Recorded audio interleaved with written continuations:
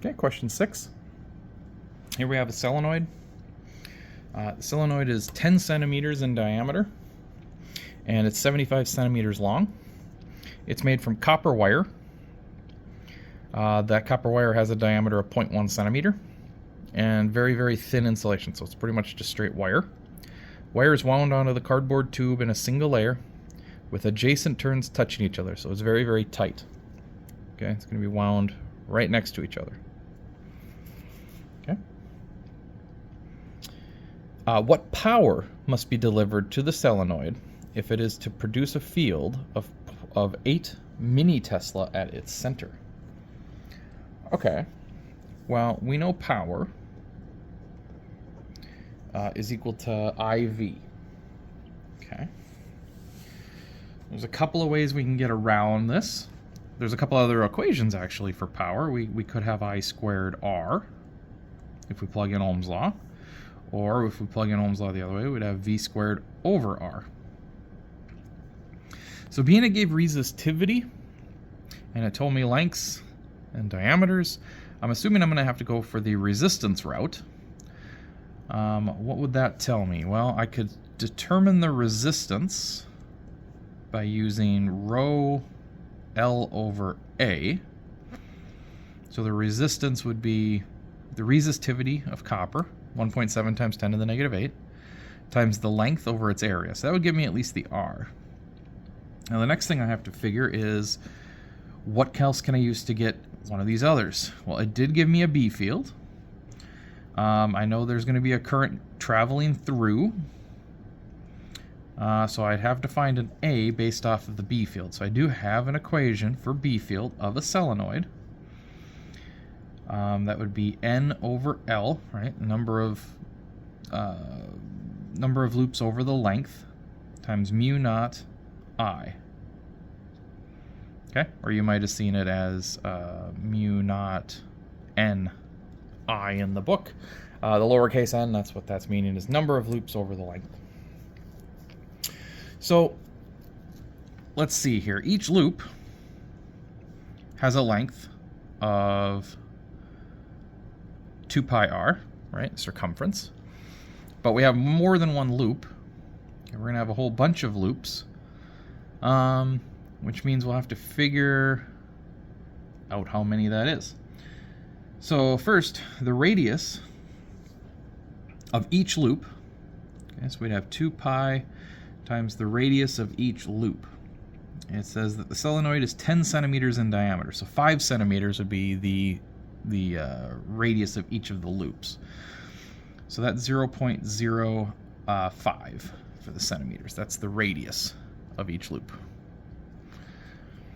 Okay, now we just look at the number of loops.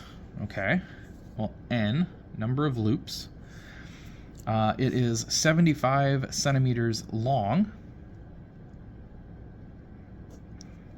and each wire is has a diameter of 0.1. Okay, so if we stack them up like this, we're going to have, in 1 centimeter, we'll have 10 wires. We have 75 centimeters of wire, so this gives us 750 for N. Okay. Okay, so I think this is solvable then. We'd have an N here. We could determine the area and the length in here. And I think we could use this I and this R to go for power.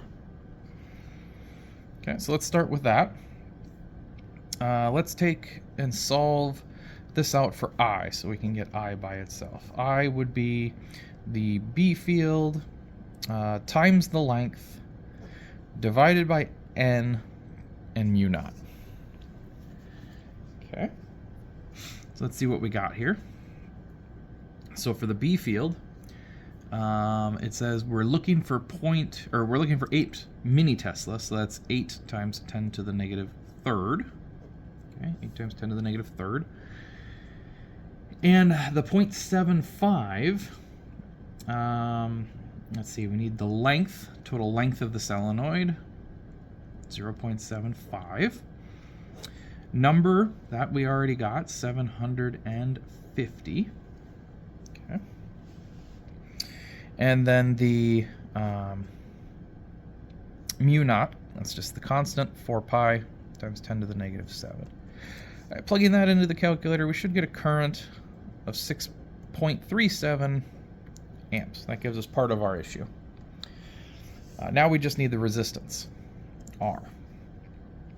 So R was rho. We have rho. I'll put it down here, rho over A. But there also needs to be, if I'm going to use total length, yeah, that's okay. Rho L over A. Rho, it's all made of the same material. It's copper, 1.7 times 10 to the negative 8th. The length is the fun one. So I have 750 loops, each with a length of 2 pi r. So I'm going to have 750 loops times 2 pi times the radius 0.05. Oh, okay. Nope, there's an error here. Okay. The diameter is 0.1 centimeter. Okay. So here I'm talking about the total length of the wire. Okay. So the yes. Total length of the wire. It's a 5. Okay. That's the